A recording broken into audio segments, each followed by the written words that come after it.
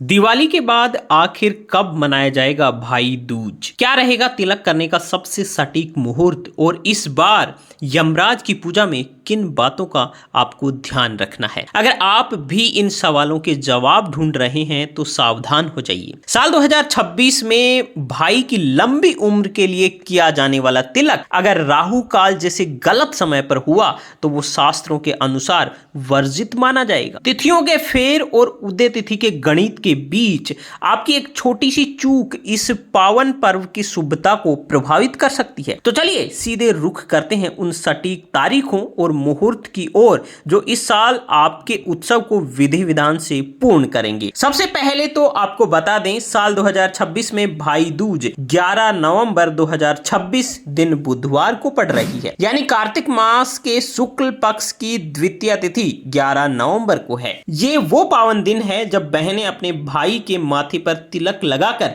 उसकी लंबी आयु की कामना करती हैं और भाई अपनी बहनों को उसकी रक्षा का वचन देते हैं। धार्मिक मान्यताओं के अनुसार इसी दिन मृत्यु के देवता यमराज अपनी बहन यमुना के घर भोजन करने पहुंचे थे, जिसके बाद से ही इस परंपरा की शुरुआत हुई। शास्त्रों के अनुसार भाई दूज पर तिलक करने का एक निश्चित समय होता है जिसे हम शुभ मुहूर्त कहते हैं, और साल 2026 में तिलक के लिए सबसे उत्तम समय दोपहर के वक्त रहेगा। 11 नवंबर को भाई को तिलक करने का शुभ मुहूर्त दोपहर 1:17 से शुरू होकर दोपहर 3:31 तक रहने वाला है, यानी आपके पास करीब 2 घंटे 14 मिनट का वो समय होगा जब आप पूरी श्रद्धा के साथ इस विधि को संपन्न कर सकते हैं।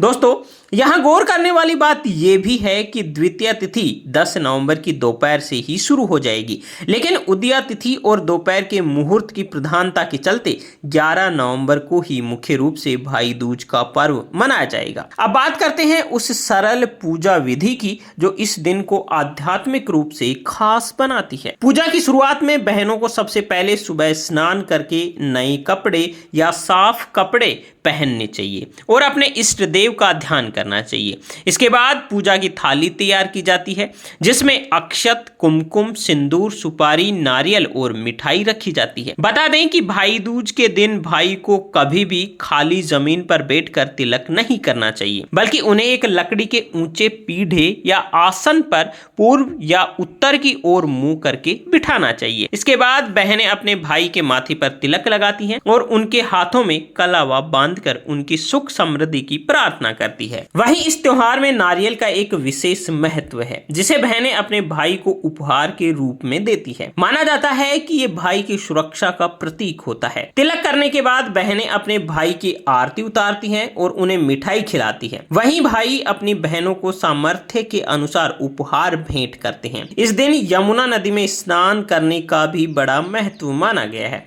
अगर संभव हो तो भाई बहन को मिलकर किसी पवित्र नदी में स्नान करना चाहिए, क्योंकि कहा जाता है कि जो भाई इस दिन अपनी बहन के साथ का बना भोजन ग्रहण करता है उसे अकाल मृत्यु का भय नहीं सताता और यमराज के प्रकोप से मुक्ति मिलती है। हाँ, इस बात का भी विशेष ध्यान रखें कि भाई दूज के दिन राहु काल के समय तिलक करने से बचें, क्योंकि शुभ कार्यों में राहु काल वर्जित माना जाता है। 11 नवंबर को पड़ने वाला ये त्योहार रिश्तों की कड़वाहट को दूर करने और परिवार में एकजुटता लाने का एक सुनहरा अवसर होता है। उम्मीद है कि हमारी इस रिपोर्ट में दी गई जानकारी आपके लिए उपयोगी साबित होगी और आप समय रहते अपने उत्सव की तैयारी कर पाएंगे। अगर आपको ये वीडियो पसंद आई है तो इसे लाइक करें और अपने दोस्तों और परिवार के साथ शेयर करें ताकि उन तक भी शुभ मुहूर्त की सही जानकारी पहुंच सके। साथ ही ऐसी ही और महत्वपूर्ण जानकारियों के लिए हमारे चैनल को सब्सक्राइब करना